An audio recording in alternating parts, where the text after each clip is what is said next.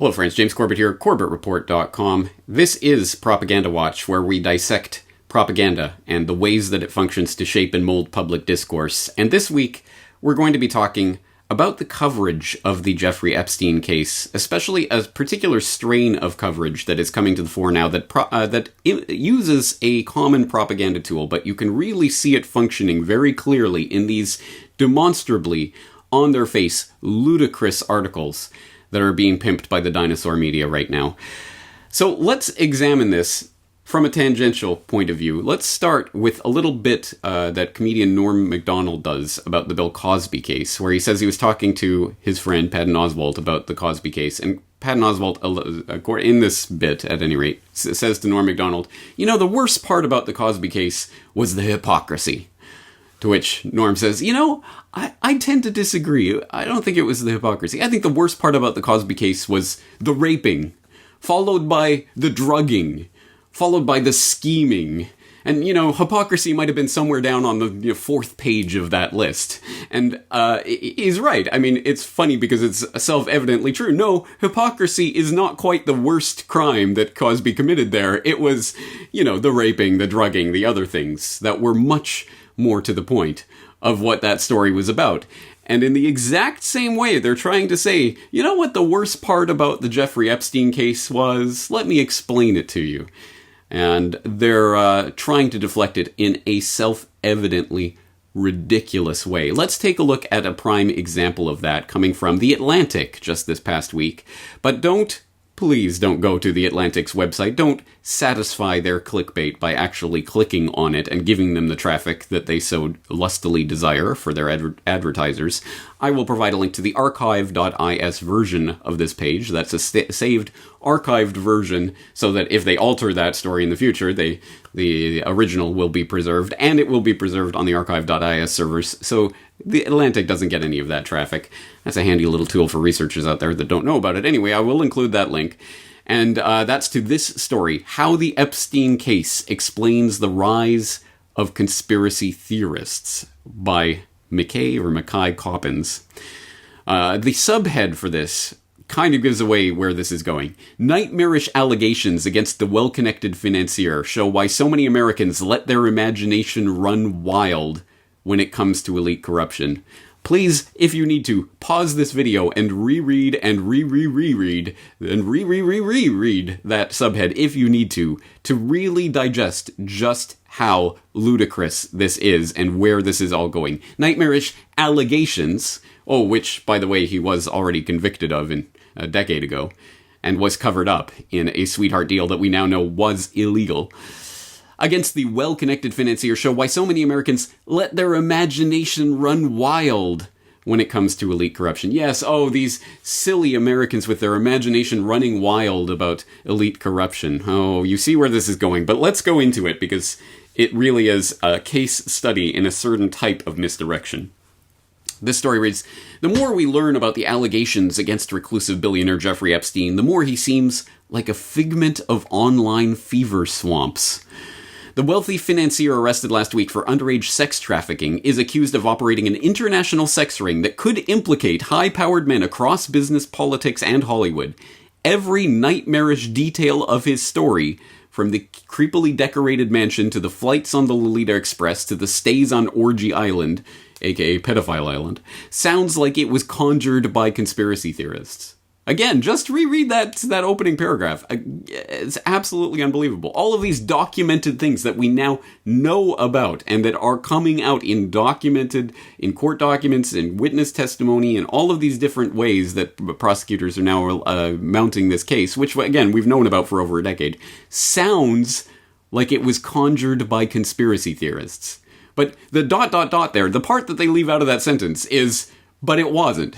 It's not conjured by conspiracy theorists. This is documented reality. All of those bits, the creepily decorated mansion, the Lolita Express, the Orgy Island, those are real. We know about them. But they sound like it was conjured by conspiracy theorists.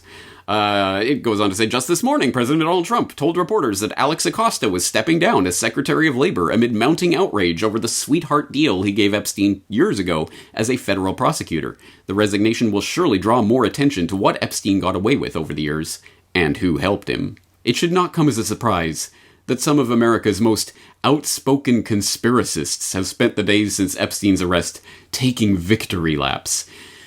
Which, of course, is an elaborate way of saying, well, the people who were blowing the whistle or trying to screaming from the rooftops about this case for the past decade plus have been absolutely 100% vindicated about the things they were saying, but that somehow makes them into bad people for so much as now talking about how the fact that they've been proven right.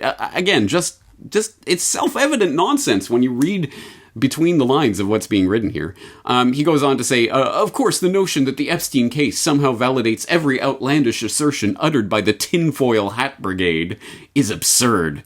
But squint at the recent headlines, and you'll see a story about abuse of power and elite impunity and moral rot in the ruling class, that helps explain why a certain breed of conspiracy theorist has gained so much traction in this political moment. Yes, because the important part of the Epstein case, the thing that we really need to get to the bottom of, is why do these crazy conspiracy theorists believe things about moral rot in the ruling class and elite impunity and abuse of power and, oh yeah, raping of children and things like this? Why do they believe these crazy things?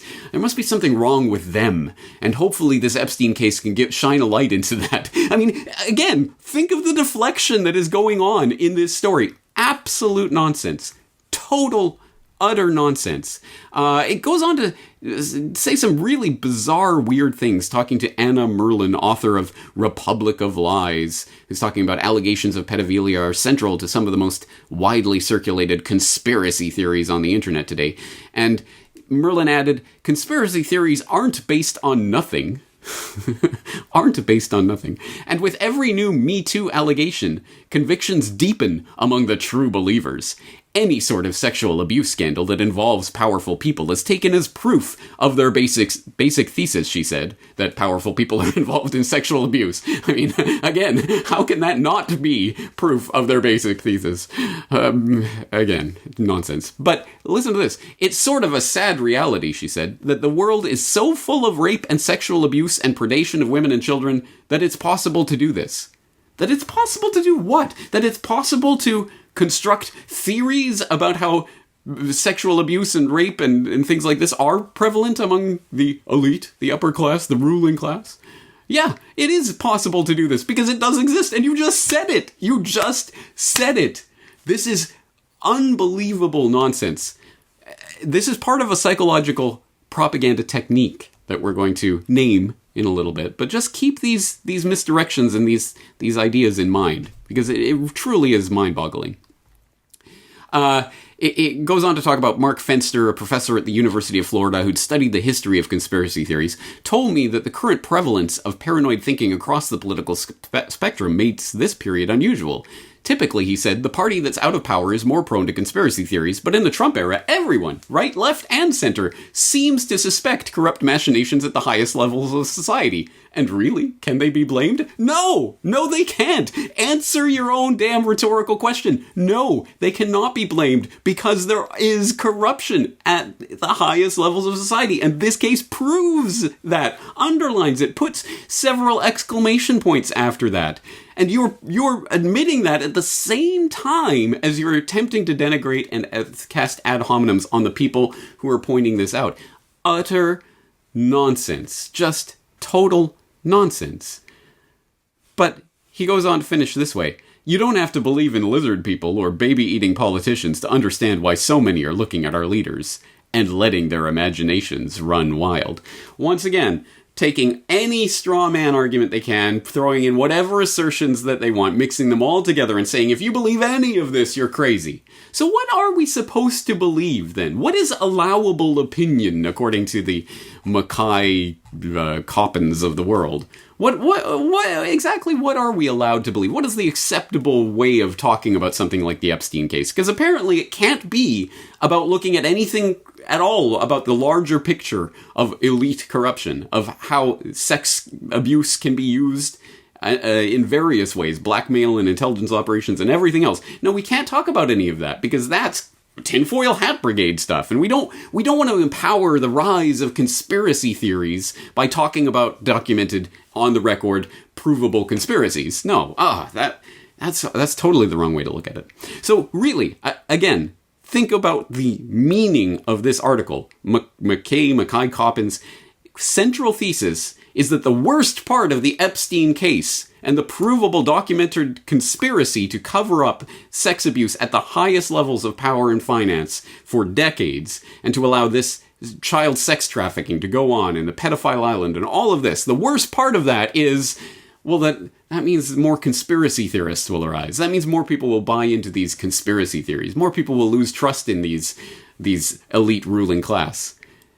Utter nonsense. And if you think about it for 3 seconds, if you fill in the ellipses and answer the rhetorical questions in this article itself, it refutes itself. But think about the psychological tactic that's being applied here. This is gaslighting. And I know you've heard that term because it has become au courant in the Trump era, but it has been around for a long time. And in fact, I talked about it 6 years ago now in Film Literature in the New World Order, episode 8 on Gaslight, which, we talked about the 1940 British film about the story. It's an older story than that, but there was a 1940 British film that I talked about at that time with Thomas Sheridan. And I would suggest you go back and re-listen to that conversation if you need some more context about what gaslighting is and how it functions. But essentially, gaslighting is when someone documents the real, provable, tangible things that are happening in their world, and they are called crazy for pointing out those real things. Someone is trying to make someone else feel crazy for seeing and observing reality. And that's exactly what this Atlantic article is doing. You see this reality, you see what is being documented here about these child sex trafficking rings and elite pedophiles and billionaires with private islands that are flying presidents and Hollywood A-listers and others out there, and all of this documented, provable reality. You see that? You understand what that means? Then you're crazy. You're a conspiracy theorist. Utter nonsense. Don't fall for it for a second. You have to consciously keep these tactics in mind when you're reading things like this, because they are effective. People do start to go, well, maybe I am crazy. Maybe there's nothing to this. And it sounds stupid. It sounds like you're weak-minded or something. But no, it's a basic psychological phenomenon that's been talked about and written about for a very long time. The term gaslighting itself, now a century old. So keep that in mind.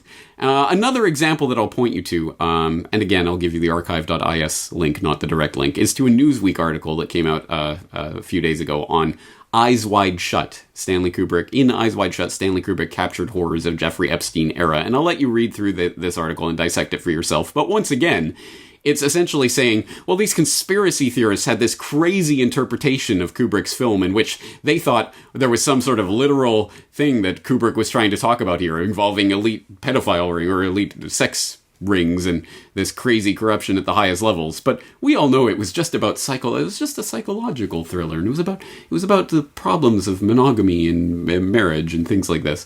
And you had to be crazy to believe this other stuff about it. But, actually, it turns out that maybe it's more literal. Again, it's this crazy doublethink that they're trying to do. And you see this more and more, especially in coverage of the Epstein case, and you're going to see a lot more of it.